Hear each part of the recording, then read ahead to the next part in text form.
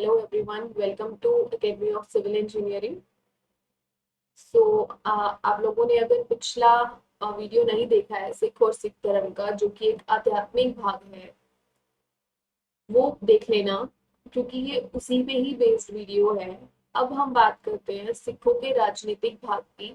कैसे सिख साम्राज्य शुरू हुआ, कैसे ये सिख धर्म जो था वो एक राजनीतिक में बदल गया, कैसे जो इनके धर्म प्रवर्तक थे वो एक स्वतंत्रता सेनानी या योद्धा बने। सो वहां से बात करते हैं।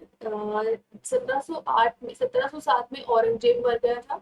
1708 में सिखों के 10वें गुरु गुरु गोविंद सिंह जी की भी हत्या कर दी गई थी पठानों के द्वारा। ठीक है। इसके बाद आते हैं बंदा बहादुर। गुरु गोविंद सिंह जी ने उपदेश दिया कि अब कोई गुरु नहीं होगा सिख धर्म में, जो गुरु ग्रंथ साहब हैं उन्हीं को ही पूजा जाएगा, उन्हीं को ही गुरु माना जाएगा। तो अब सिर्फ वहां पर एक सेनापति के तौर पर ही जो भी गुरु आएंगे वो आएंगे, लेकिन असली गुरु या 11वें गुरु अगर मैं कहूँ और अंतिम गुरु गुरु ग्रंथ साहिब ही रहेंगे।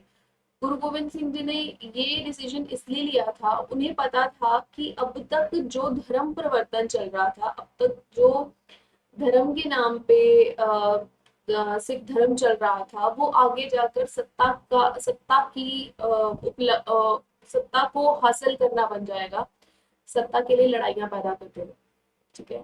तो इसीलिए उन्होंने गुरु ग्रंथ साहब को ही गुरु बनाया, और उसके बाद उनके एक शिष्य जो कि बंदा सिंह बहादुर आए, वो अपने सिख धर्म के सेनापति के रूप में आए। सिखों के जितने भी शिष्य थे वो इनके शिष्य थे, लेकिन ये गद्दी पर नहीं रहे। गद्दी सिर्फ एक गुरु ग्रंथ साहब की थी। तो इनका जन्म 1673 ईस्वी में कश्मीर के राजौरी गांव में हुआ।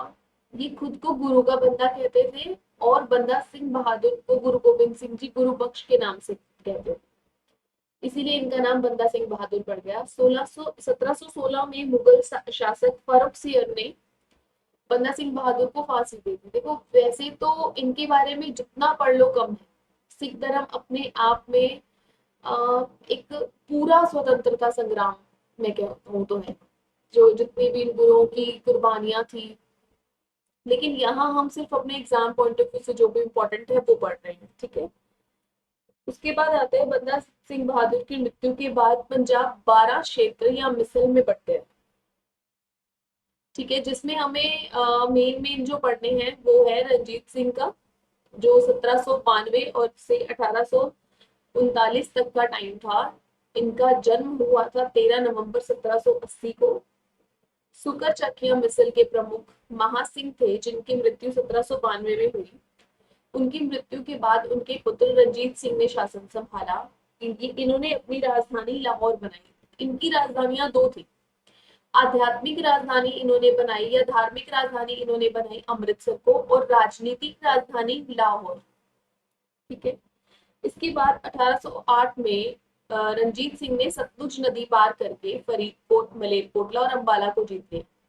लेकिन 25 अप्रैल 1809 में अमृतसर की एक संधि हुई, जिसमें ये डिसीजन लिया गया कि सतलुज नदी के जो आर पार के क्षेत्र हैं वो बांट लिए गए।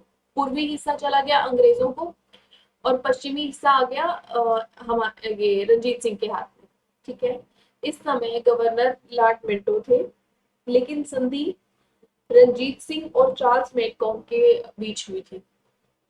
लॉर्ड मिंटो के नेतृत्व में चार्ल्स मेडकॉम ने इनका इस संधि पर साइन किए थे। ठीक है। उसके बाद आता है रंजीत सिंह को शाहजहां ने कोहिनूर हीरा भेंट किया था, जो नादिर शाह ले गया था ईरान।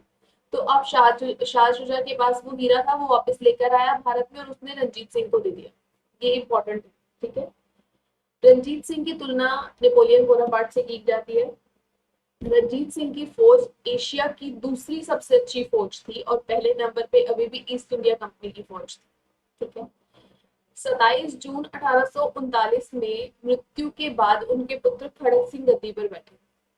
रंजीत सिंह के बाद कोई भी ऐसा शासक नहीं था जो अपने राज्य का विस्तार कर पाया हो, जो साम्राज्य को बचा पाया हो। इसीलिए खड़क सिंह, शेर सिंह और दिलीप सिंह, जो कि बहुत अल्पवयस्क थे, 5 साल की उम्र में ही शासन पर आए और चले गए।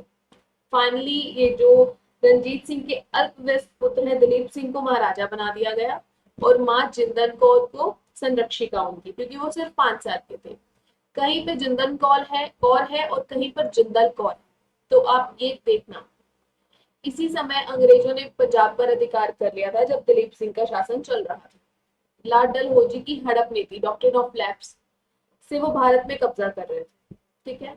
अब आता है प्रथम आंग्ल सिख युद्ध 1845 से 1846, 1 साल तक चला ये।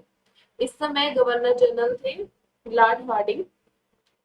इस युद्ध में सिख हार गए और 2 संधियां हुई। पहली संधि लाहौर की संधि हुई 1846 में ही।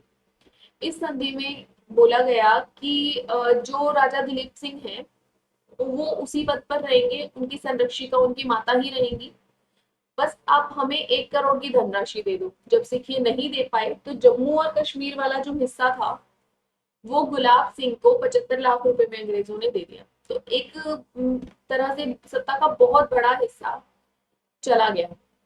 कुछ सतलुज के पूर्वी देश और कुछ पूर्वी राज्य और कुछ ये। तो अब बहुत कम एरिया बचा था हमारे पास। उसके बाद भैरोवाल की संधि हुई 1846 में। फिर से आक्रमण किया गया, फिर से लड़ाई की गई, क्योंकि जो लाहौर की संधि थी वो दिलीप सिंह के लिए, सॉरी, जो शासन चल रहा था उस वक्त पंजाब राज्य के लिए बहुत अपमानजनक संधि थी। तो इसीलिए फिर से ये लड़ा गया, लेकिन अब फिर से एक और संधि हुई, अंग्रेज फिर जीत गए। तो भैरोवाल की संधि अब यहाँ की गई। अब महारानी जिंदल कौर ने ही ये जो विरोध किया था अंग्रेजों का, तो उन्होंने महारानी जिंदल कौर को ही हटा दिया, उनको पेंशन देके बनारस भेज दिया। अब दिलीप सिंह अल्पवयस्क है, उसका संरक्षण के लिए भी कोई चाहिए। तो इसी के लिए उन्होंने क्या किया कि हेनरी लॉरेंस के अंडर के अंतर्गत 8 सिख सरदार की परिषद तैयार की, जो दिलीप सिंह की संरक्षक परिषद थी। ठीक है। उसके बाद आता है द्वितीय आंग्ल सिख युद्ध। अब जब सब कुछ खत्म हो ही चुका है तो द्वितीय आंग्ल सिख युद्ध में भी पंजाब सेना का हारना तय था। यहाँ पर अब उनको सरेंडर करना पड़ा और पंजाब के प्रथम चीफ कमिश्नर थे जो जॉन लॉरेंस बने। ठीक है। अब अंग्रेजी सेना का पंजाब पर पूरी तरह से अधिकार हो चुका था। दिलीप सिंह को 50,000 रुपए की पेंशन देके ब्रिटेन पढ़ाई के लिए भेज दिया और कोहिनूर हीरा ब्रिटेन की महारानी विक्टोरिया के ताज में सजा दिया गया। कोहिनूर हीरा चरणजीत को मिला, सॉरी, रंजीत सिंह को मिला था, जो दिलीप सिंह के पूर्वज हुए। तो उनके ही दरबार में अभी था। अंग्रेजों ने जब पंजाब पर अधिकार किया तो हीरा लेकर ब्रिटेन की महारानी विक्टोरिया को गए। ठीक है। आज भी वो हीरा इंग्लैंड में है। सो अभी के लिए इतना ही। Thank you.